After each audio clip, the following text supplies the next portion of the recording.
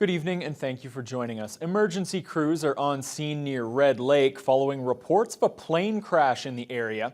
The website Kenora Online is reporting that 2 people have been sent to hospital and that 5 others were on board when the plane went down. That information on the site reportedly comes from Red Lake Fire Chief Wayne Scarrow. He wasn't able to confirm which airline is involved. Meanwhile, roughly 900 Hydro One customers are without service in the area as a result of the crash.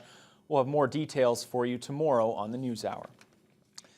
Snowmobile clubs across Ontario are keeping a close eye on a proposal that could have a major impact on their trail systems. According to Tory MPP Jim Wilson, Hydro One wants the clubs to pay 50% of the taxes on hydro corridors used by snowmobilers.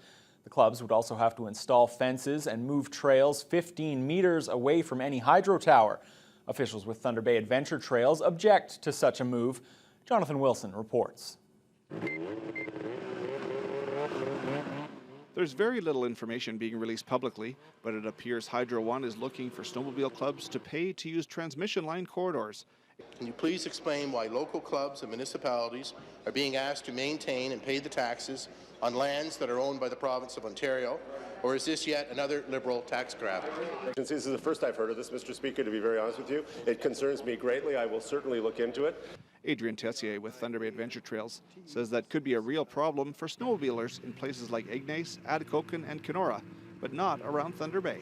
As far as affecting Thunder Bay Adventure Trails, we have less than 1 kilometer of our trail within Hydro One corridor, and we don't look at it right now as an immediate issue for us. We can put a bypass around that quite easily. It's just convenient to use it at this time. Tessier says they're all just non-profit groups who bring tourism and recreational opportunities to Ontarians. And he has a real problem with the whole concept of charging snowmobile clubs to use the corridors. And it really is owned by the government, which is really the taxpayer. So we already pay whatever fees there are involved with that piece of property. The Snowmobile Club is a non-profit organization, 100% volunteer at the club level. To be charged to run on a piece of property that virtually is not used, the hydrant wires are way up in the air, that ground is not used by anybody. I'm not really sure that I understand the government's reason for doing this. For my mind, it's charging us twice. Meanwhile, Tessier says snowmobiling may be making a resurgence in Ontario. A recent sale promotion led to more than 38,000 trail permits being purchased, which was higher than expected. That money is then shared by the various snowmobile clubs for trail maintenance and grooming for the coming year. Tessier says now they just need a lot of snow and a lot of volunteers as well. We're struggling hard, so we're trying to make the best product we can for the riding public, and we would really appreciate more volunteers out there. The more volunteers, the less work it is for the rest of us, and the better product we can provide. More information is available on the Thunder Bay Adventure Trails website. Jonathan Wilson, TBT News.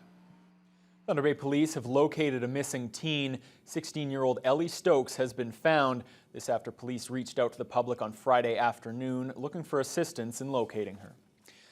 Well, a Thunder Bay area man is calling for changes at the regional hospital after a traumatic ordeal. Vic Germaniuk accidentally cut off 2 of his fingers while working at home. He was rushed by air ambulance to a hospital in Winnipeg when local doctors were unable to help him.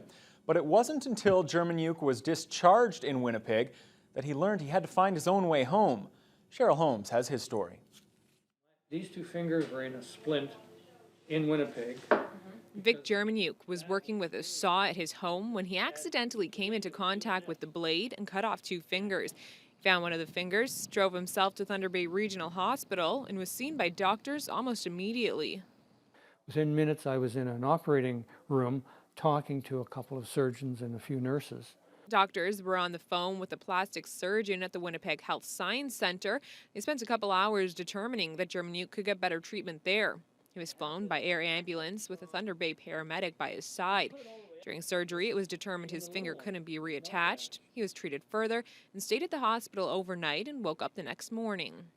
And the nurse came into my room and said, "How are you getting home?" Germaniuk hadn't arranged to get transportation home because he was under the impression the healthcare system would take care of it. He hadn't been told he wouldn't need to find his own way back from Winnipeg to Thunder Bay.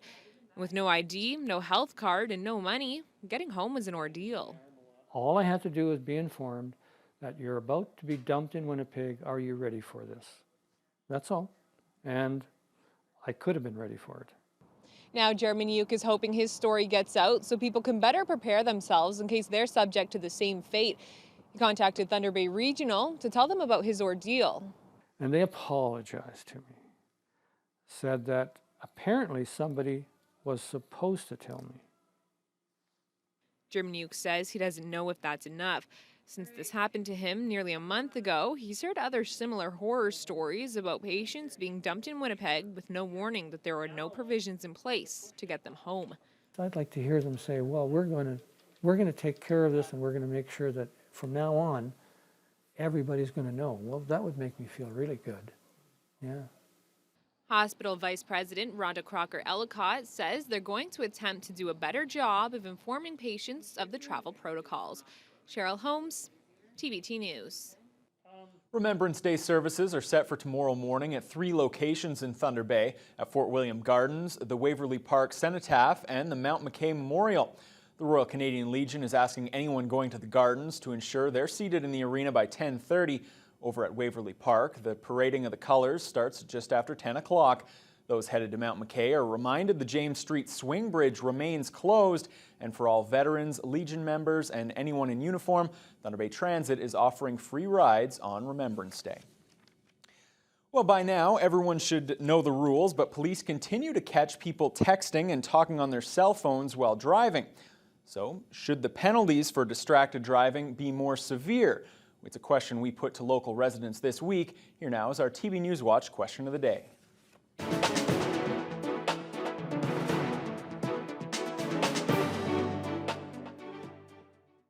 Oh, definitely. I think, honestly, as a former truck driver, that texting and driving is worse than drinking and driving. Even the police will tell you that.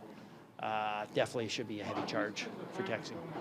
Yes, I actually got a ticket a couple months ago, and I totally deserved it. Like, it's so dangerous. I know countless people who have gotten in accidents over it, and it's just, I've almost gotten in accidents over it, and I don't do it anymore because it's just not safe at all. So yeah, definitely, I think they should be hired. I'm probably neutral on that because I don't text and drive. But yeah, if it means them hitting me, yes, I think they should. Yeah, if you text and drive, should be a hefty fine and points against your license. Right. Any reason in particular why? You're distracted. If you're not watching the road, then you shouldn't be behind the wheel. Well, believe it or not, Christmas is just around the corner. Today, some local residents opened their homes to the public to showcase their holiday decorating ideas. It's all part of the Thunder Bay Art Gallery's annual Christmas House Tour. Our own Mike Albanese was in attendance. The 13th annual Christmas House Tour had people in Thunder Bay getting in that seasonal spirit as they took tours through different houses. Held by the Thunder Bay Art Gallery, the tour is a major fundraiser to support the exhibitions and education programs that the gallery holds. 5 buildings from all around Thunder Bay were decorated, some by companies and one by the owner of the house herself. The event is popular and draws a following every year before it's even announced. Every year, when people start calling about September, I'm looking forward to the date and, you know, who's going to be on the tour, some of the designers and whatnot. And so, yeah, it's a very special event for us, very major event for us, and it's been really good. The main goal of the tour is to have a successful fundraiser, but ripple effects do happen, such as local businesses that take the time to decorate these houses, getting closer with the general public, and getting better known. Another effect is that people who don't know much about the art scene in Thunder Bay learn more, and some even get hooked. That's another great thing, you know, ladies that perhaps maybe don't come on too regular basis that come and see what we have. We have a lovely gift shop, and to see what our exhibitions are all about, and sometimes become members and want to know about the gallery on a more regular basis, so it's a win for everybody, yeah. The ripple effect that homeowner Linda Gaudette wanted to get across was inspiration. Gaudette decorated her own home and even made a lot of the interior of the house herself. Gaudette wanted to show people that Christmas doesn't need to be so black or white, or I guess green and red in this situation, but that you can have a new feel to your Christmas this year. It's like the teal color, the addition of the teal. That's not a normal Christmas color that we're all expecting to find. So yeah, they can see that when it's put together, what it looks like, and give them some ideas, and maybe go out and try something different. It was quite a trek to visit all 5 locations, but the fans of this event didn't seem to mind. Laura Lee Jewell and her friends set out with the goal to visit all of the showings to see how each designer looks at a different location with a unique, creative eye. Well, it's so neat to see the different themes in all the houses, where one might be sort of a natural look versus one that might be more of a traditional, more color. So really neat to see how people take in their own surroundings and turn it into a Christmas wonderland. The house tour is $20 per person and always brings in a large crowd, meaning the Thunder Bay Art Gallery will be sure to have enough funds to hold their 20-plus exhibitions again this coming year. Mike Albanese,